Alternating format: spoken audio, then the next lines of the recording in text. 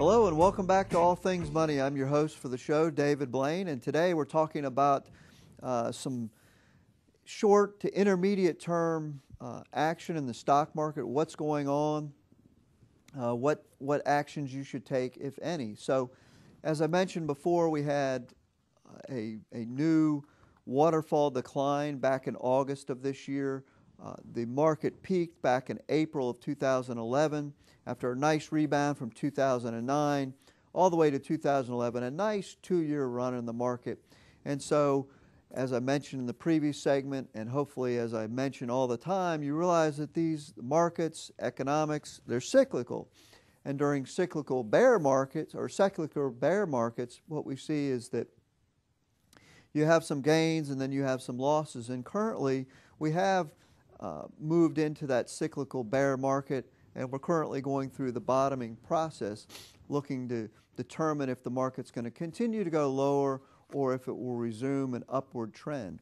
I think a lot of that has to do with if we can stay out of a recession or not. Typically, if you look at the data in these similar circumstances, if the economy stays out of recession, the 1-week rally that we're seeing now should continue into the future. But if the economy dips into a recession, I think you'll see some more retracement as we get into next year. But at least in the short term, I like to use the phrase, it's so bad it's good, that last week the trend of the market was so poor, the sentiment of the market was very poor, and sometimes the market gets overdone to one side. And so what we're seeing is a natural reaction to the upside from that. Whether it will continue or not has a lot to based on fundamentals, but currently we see supply of stock is currently well above demand. As I've mentioned previously, when it comes down to it, the stock market is supply versus demand. As you have people, the supply is people that want to sell, and the demand is people that want to buy. And it's the tension between the sellers and the buyers that sets the price. And so if you have more people selling than are willing to buy, those sellers are willing to continue to drop their price in order to sell it. And so if we look back in history and we see periods when supply is above demand, we see that the market generally has a negative return. As we go out into our cycle composite, we look at some various influences. The one that you may have heard about, I've talked about previously, is the presidential cycle. So you have these secular cycles. You have presidential cycles, which run in 4 years, and that is simply, you look at these things and you say, okay, well, does that make any sense? What is the economic underpinning of this presidential cycle? Or is it just, watching the moon phases? Is the moon phases predictive of the markets? Well, no, I would say it's not. But the presidential cycle, in my opinion, does have some validity. You have presidents and Congresses that have influence over monetary and fiscal policy, and as the government continues to become a larger and larger portion of our economy, it does have an effect. It also has a large effect on the psychology of the markets. Are people optimistic? Are they pessimistic? Are they disgusted with what's going on in Washington? Are they optimistic about what's going on in Washington? And so you see these presidential cycle patterns that typically repeat themselves. The first year of a president's term is usually very poor. The end of a second year and into the third year is very positive.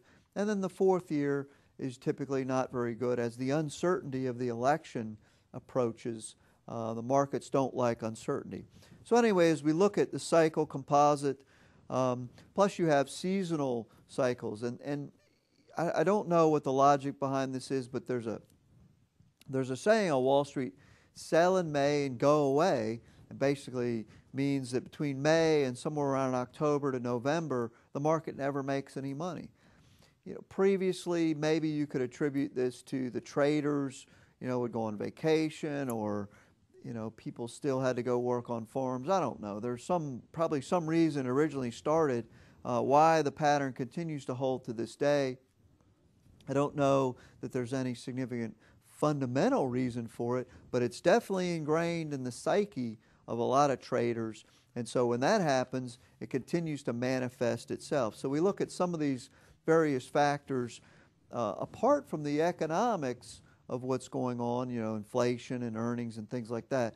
Just some purely calendar-based, cyclical-based type things that occur year after year. And we see that this decline in the market has been expected, that typically during this time frame the market declines, has a short-term rally, and then as we get into 2012, we would expect that the market will continue to go down until some sort of resolution is reached with the presidential election. I think you're going to see tremendous volatility in the markets as we go into 2012. So what does this mean for long-term investors? Well, obviously, if you have a really long time frame, this will look in history as a great time to be purchasing stocks. If you're close to retirement or in retirement, it can be very emotionally challenging, and we understand that. It's very difficult when you make nothing this year and then 8% next year and then minus 5% the next year, and it's very difficult. You just can't seem to gain any traction in the portfolio. And we understand it, and it's going to be that way for several years. Only by proper risk management, rebalancing, taking advantage of these small upswings in the market, paying attention to dividends, do you have any hope of making any money during a secular bear market.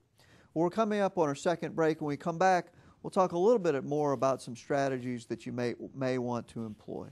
So for All Things Money, I'm your host, David Blain, and we'll be right back after a few short messages.